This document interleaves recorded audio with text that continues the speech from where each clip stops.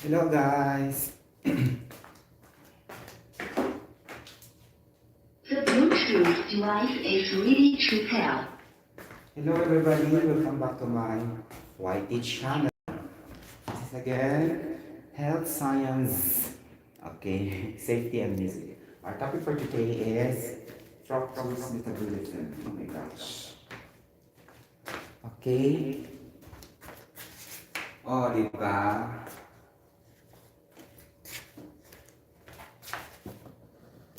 Okay, we need to have the flow chart here. It's gonna be like this. First, we need to okay. Fructose. Oh my gosh. Fructose. C6H12O6. Okay? Like that. And then the Fischer projection, structural formula. Okay, we need to know first. Okay, the structure. Chemical structure.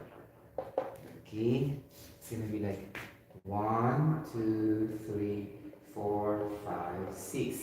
Okay, this is ketohexose sugar.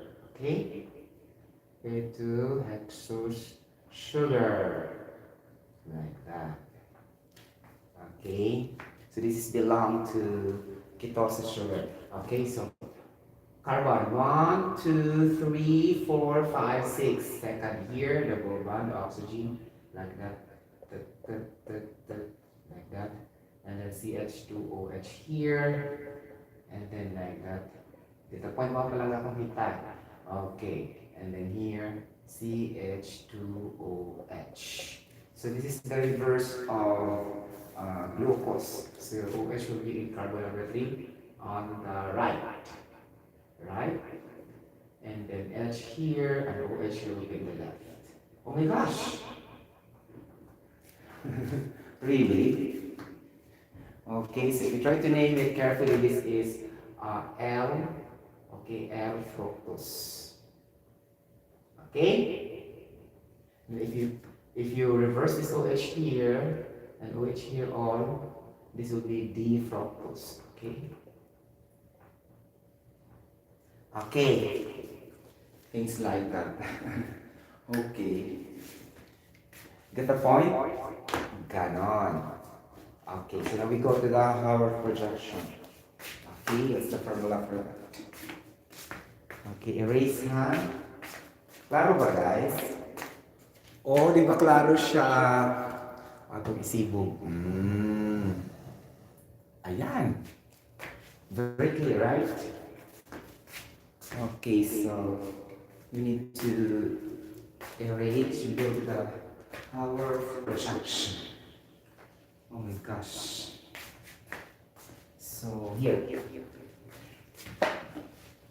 Our projection. So we go to the flow chart, we don't go to the individual, metabolism, okay? Like that. Wait. So it's gonna be like, finally shape E. Here, E. Like, this is gonna be like this, like this, like this, okay? And it's gonna be OH here, H here, OH here, H here, and then we have here, okay, here, ganon, okay. Get the point mga palangga kung hitag, okay? This is gonna be H here, CH2OH, things like that, OH here, and CH2OH, okay? And then we'll go O over here, O. Okay? So carbon, 1, 2, 3, 4, 5, 6, correct. Hydrogen, 1, 2, 3, 4, 5, 6, 7, 8, 9, 10, 11, 12, correct. Oxygen, 1, 2, 3, 4, 5, 6, correct. Oh, this is the word. So this is gonna be the beta, so alpha, D, fructofuranose. Okay? Then the reverse, if you put the OH here, will be beta. So beta, D, fructose. And the reverse also, if you try to reverse this, 1 will be going to the up, here will go to the up, this will also go, except for here, it's gonna be L.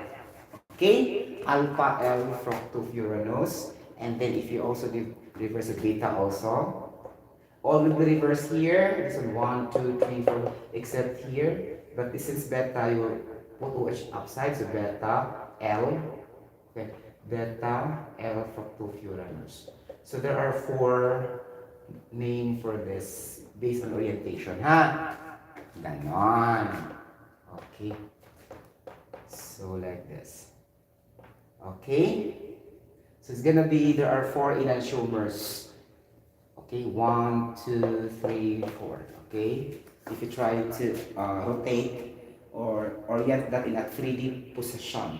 Okay, just like in the animation in movie cartoon, so it will rotate in a 3D motion. Then you can obtain like this chemical of your fructose sugar from the fruits. Okay, so behave siya of 3D motion. Ganon! XYZ at place. Okay. Ganon. Now, okay. So what is the issue of fructose again? Before going to the flowchart so that we can have an idea. Okay. If fructose is not really active compared as glucose, and then it will not be burned easily because of the issue of the carbon. Okay, carbon atoms number 2 double bond is in the carbon number 2 a double bond. Okay, so it's not easy to burn this, so it will stay first in your system. So normally it will stuck to your liver. Okay, it will not go to the muscles and tissues like that and kidney. When you eat the fruits, and then it will go to your lower part of your intestine, the small intestine. Okay, when the bottom part will be the duodenum, then it will be absorbed by the bloodstream. It will be pushed by the lipoprotein, or the fat substance, because that's a function of the fat, and it will move to the liver. Okay? So the function of our lipid and fat are transported so that it will go to the liver. The point, things like that. Okay, if you go to the liver, it will stop there. That's why there's an issue of NAFLD, obesity, okay, diabetes, okay, overweight. Okay, but don't be confused because the focus is not very high level in the fruit. In the fruits is okay, it's inadequate level, but the fructose we mean in high fructose corn syrup or the additive sugar or the processed or refined fructose. Processed refined fructose, which is found in white sugar sucrose, the table sugar or the sugar cane. Okay, the white sugar. Because the white sugar is fructose plus glucose. Okay? So this means the fructose here, not the fructose in the fruits. You got the point? So it's not really saying that fructose is bad if you eat fruits, because the fructose we mean here in the study are the fructose found in the white sugar. Okay? Not the fructose in the fruits directly. You eat that as fresh. You got the point? Ganon. So, and then, high fructose corn syrup additive sugar will be put in the bottle juices. Okay, packed juices, plastic bottle juices, like that. So, these are processed drinks. So, be careful. The additive sugar there, or the HFC, the corn syrup, will be loaded with fructose, and that's the bad thing. Okay, it's not the fruits coming from. It's not the fructose coming from the fruits. Okay, things like that. Okay, then you can also regulate that one, because if you have a good metabolism, as I told you, fructose metabolism, it will not affect also. Right? Get the point. especially you have lesser glucose. Let's say you never eat kabush, not never ate, only small, or you never, let's say you cut off the white rice. So, tendency is the fructose will be burned easily because the glucose are used up already. Okay? Okay, that's the reason that also that if you just eat fruits in a day, you will be hungry later on. Okay? Though both contains carbohydrates, because these are carbohydrates all. Okay? Glucose and fructose are members of carbohydrates, but sometimes you think if we eat fruits only like apple, like that, later on we will be hungry easily compared to eating all the white rice, because as I told you, so it is not really heavy, the fructose. You get the point? So the tendency is if your glucose is less, so no choice, the fructose will be burned. Okay? And then if you have so many glucose loaded in your system, magpaabot para si fructose. Fructose will wait until such time this glucose will all burn. You get the point? Things like that. That's why, if that is the case, too much glucose, the fructose will stay in your liver. Right? Because it's not used up. The glucose are used up first. There will be no issue if you have less glucose and also less fructose, things like that. Okay, that's the point, because the fructose in fruits are good. Okay? Unless you will eat barrels of fruits in a day, and nobody will do that. Right? You get the point? So you will just eat 2 pieces, like that will not be enough to be too much in your system. Okay? You get the point, mga palangga kung hitad. Ganon. Okay. Another issue of fructose, it will not stimulate insulin. Okay? It will not stimulate insulin and leptin. Oh my gosh. Okay. Insulin hormone. Ganon. Okay. Insulin hormone. Why talabutan si fructose, guys, ha? In determining the blood sugar. Okay. Even though you eat fruits a lot, there's no question of rising your glucose level in your blood, because fructose will not stimulate, will not secrete, or will not produce insulin hormone.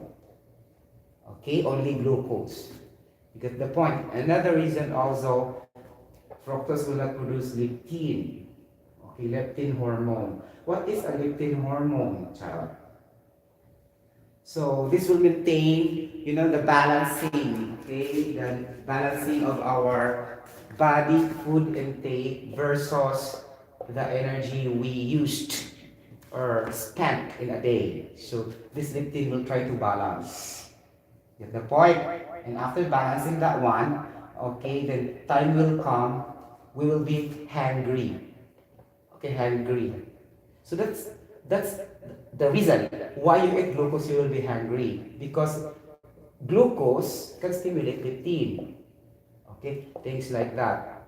Okay, get the point, mga plangga kong hitad. And after that, when you are hungry, okay, it will inhibit the fat storage. Meaning, it will avoid the fat storage in your adipose, adipocytes or adipose or fat cells. Like that. Okay, ganon. Get the point, mga plangga kong hitad. So, the more you eat glucose, time will come, you will be hungry. Okay? Like that. Because that is for, he will produce leptin for that. You get the point? So, duha rin ito tayo insulin hormone and leptin hormone. Ganon. Okay? You get the point, mga palangga kong hitad. Okay? Things like that. So, ano na siya?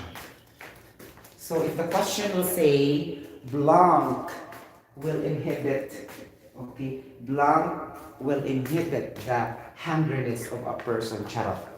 Okay? You get the point? So meaning to say, leptin. Okay? And it will reduce the fat storage. Get the point? And then cycle, balance between insulin and leptin. Actually, akin pa magaling si glucagon, guys. Glucagon, because our pancreas will release 2 hormones, glucagon and insulin. Okay? Siliptin kay. Lahat sa ninyong trabaho. Garan. So, balik kita sa iyong formula. Okay? Naklaro? Oh. Okay. So, before going further, let's have a part 2. Kaya I'm take a coffee, guys. I miss coffee too much.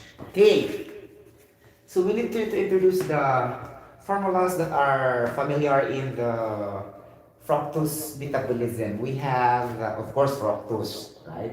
First, fructose, and then we have fructose 1-phosphate. These are, biochemicals. Fructose 1,6-biphosphate. Okay, mga ganun. And then we have also glycerides. Okay, we have glycerol, glyceraldehyde 3-phosphate, glyceraldehyde 3-phosphates. So these things are very important because it will determine your triglycerides level. Okay, this will determine really how obese you are, like that. Because the products of this fructose metabolism, it will produce later on TG. Okay, and after that, it will break to glucose later on. So, at the end of the day, all the sugars will be converted to glucose in the last stage. Okay, because glucose is the basic unit of glycolysis, things like that, and for the energy consumption. Okay, because we use energy, it is glucose, not fructose. You get the point? It is from the glucose. We have the energy. Because, the glucose will not stay in the liver. The target of glucose, okay, it will be pushed to the bloodstream by our lipoprotein or phospholipids. These are transporter like a car, right? And then this lipoprotein and phospholipid in the bloodstream will push that to go to our muscles and tissues. This glucose, and after that it will fuel us. Fuel, F-U-E-L. When you have the fuel, it triggers heat. When there's heat, there's metabolism. Okay, so the metabolism will start, and it is the glucose really that is being converted to waste product like the so and so. So when we mean of burning, first it is glucose, ha? Ganon. Okay, like that. So it's gonna okay. So, heating and cooling pala ang glucose. Heating versus cooling. Because fuel lang siya, Okay? You get the point? Anak siya. Okay. So, another formula for that. So, hindi tayo magkakog anino? Okay. What I mean, somebody asked me which is better, fructose versus glucose.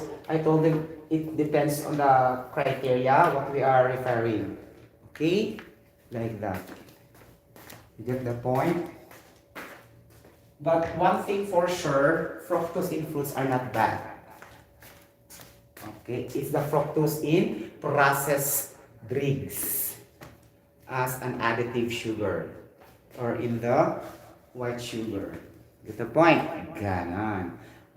Guys, maro kasi white sugar, guys, ba? Refined sugar. Okay, white sugar. But 50% of fructose and plus 50% of glucose. In this alone, quantitatively, it's not easy to judge who among them is bad or not. Because see the quantitative amount, 50% of fructose and 50% of glucose, meaning equal. Right? So it depends on their behavior, how they will react, how they will function inside our system. Get the point? Things like that, how they'll be able to do the synthesis chemical reaction, like that, decomposition chemical reaction, or any types of biochemical reaction inside our body. Okay? It's not the same with honey. Honey, things like that, honey. Honey sugar. Honey sugar has more fructose, 60% and 40% of glucose only. Honey, this one. Okay? Some of the, some of the people will be afraid in using honey. Okay? This one. I bought this also. Mga talangga kumitad, ha? Okay. This one, wala siya honey sugar. This one. Okay, from the bees, B-E-S, jolly bee, like that. Okay, the issue of fructose is obviously 60% of fructose in honey. So obviously, there are more calories of honey sugar compared to glucose. If you are concerned with the weight, okay, weight gain and weight loss, so you will avoid honey because it is more having more calories compared to the white sugar. But if your concern really is to prevent diseases, cancers, cardiovascular diseases, I will go with honey because honey is antifungal and antibacterial. Okay? Anti-inflammation. Because it is done through pollination by the plants. The process is not, it's not very, very dangerous. It is the point mga anak siya. Okay? So it depends on your preference. If you prefer that you lose weight and obesity like that, then don't use honey sugar. But if you are concerned so that diseases will not come to you, use honey sugar. Because honey is antibacterial, antifungal, anti-inflammatory substance or sugar that contains antioxidant. But you cannot expect that to white sugar. Okay? And take note, the white sugar is the favorite taste of all bacteria and viruses. That's why most of the people who got sick are those loving sugar. Okay? They have cardiovascular diseases, coronary diseases, name it. Diabetes, kidney failure. Because this bacteria love sugar and they don't love bitter taste. Of course, even human beings don't love bitter taste. Right? And they will be afraid of a sour taste. This bacteria, virus, germs, afraid of sour taste. Okay? So sour taste meaning if sour, it is highly acidic. And they are not adapted to acidic environment. These antigens. Okay? So many antigens, right? Bacteria, parasites. Parasites in the human being, not the parasites outside in the surrounding. Worm. Clostridium bacteria, mga ganon-ganon. Escherichia coli, mga ganon-ganon. Okay? And then different types of salmonella, worm, parasites, things like that, okay? So they are not adapted to acidic environment. In fact, sa bloodstream pa lang daan, yabo na sila. Okay? Because our bloodstream naturally maintain 9.9 pH. Guys, if you have an acidic blood problem, okay, it should be alkaline. Okay? Alkaline. Meaning to say, our bloodstream has the pH will be really, say 7.35 to 9.9, things like that, as long as it's beyond the neutral. So, meaning alkaline, right? Alkaline. It's not totally basic because basic is, let's say, 10 to 14, but only 7.29, 7.28, so alkaline, right? Though it's basic, but in that region, it is called alkalinity, right? Review your chemistry also. Because alkalinity is under for basic, acidic, and alkaline. Okay? Neutral. 7 pH is neutral. 8 above is basic. But there's still identification when to say it is alkaline. So it's gonna be 7 to 9, 7 to 8, things like that. Okay? But the blood runs to, let's say, 7.45 pH to, let's say, 9 or something. But it will never go beyond that, Okay? Because our biochemical reactions in our body are not adapted for acidic bloodstream.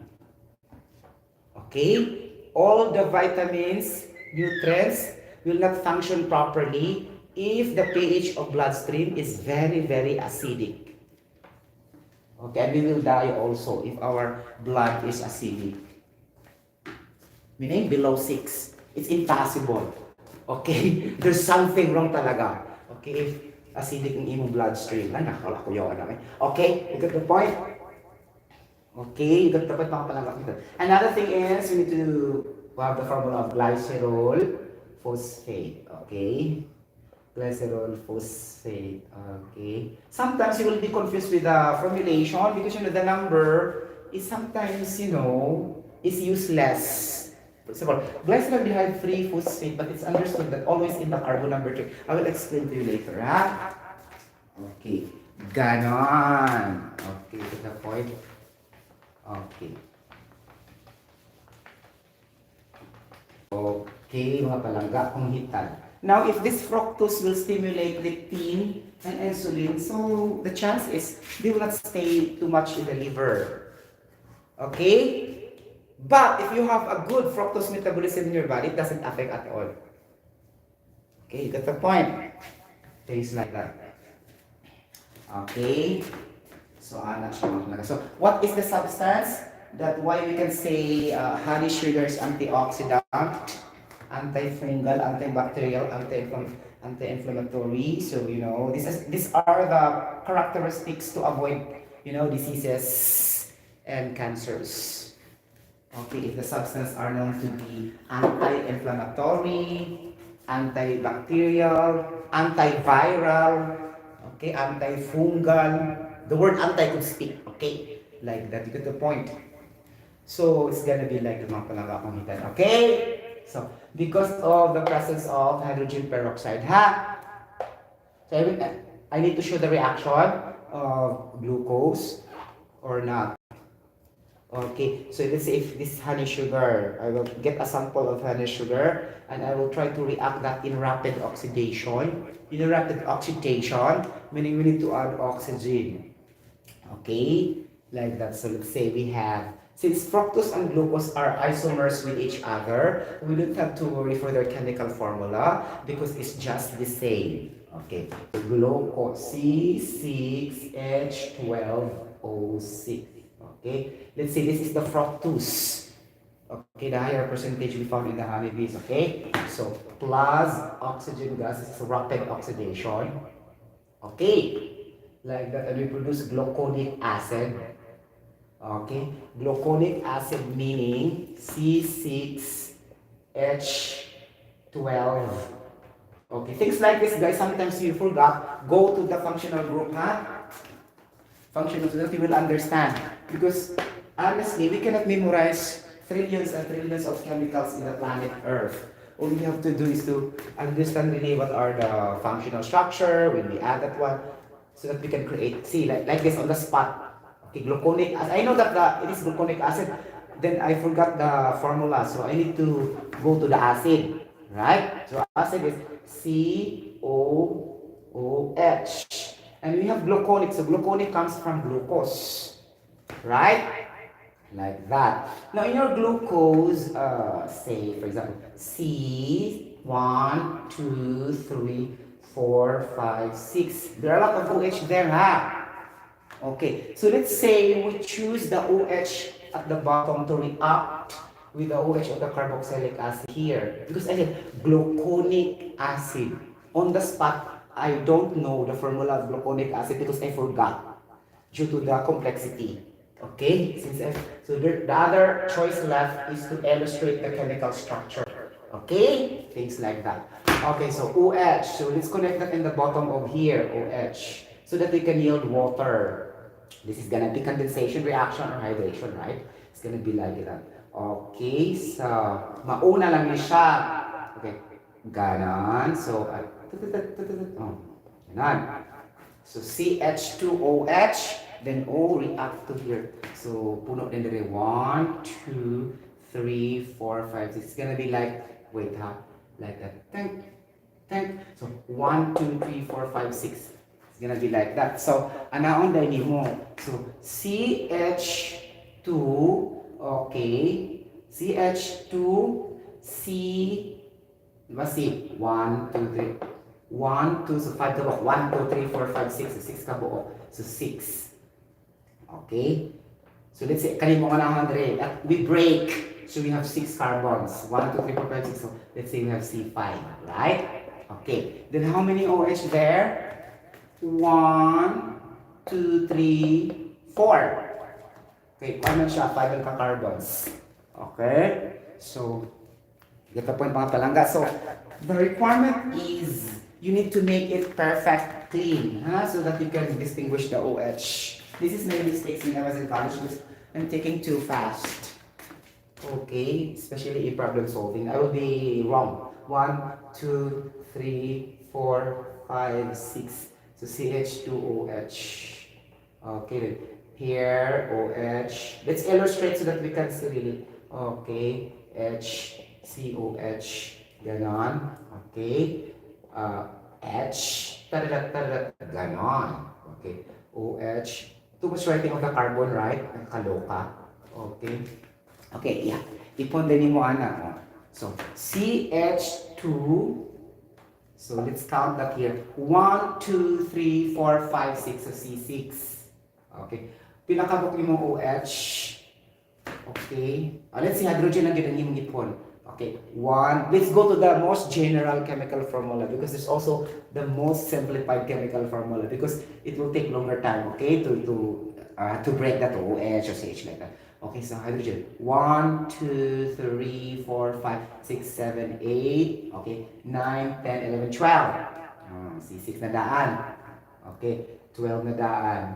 Oxygen. 1, 2, 3, 4, 5, 6. 6 na oxygen. So 5 na lang din siya because it was shared by the carboxylic acid. So C6H12O5, then CO. Here, because this is added by carboxylic acid. So that it will become gluconic acid. Okay, because gluconic comes from glucose. Okay, so this one C6H12O5CO, you should also think for the most simplified by taking the common element. So carbon 1 plus carbon 6, C7.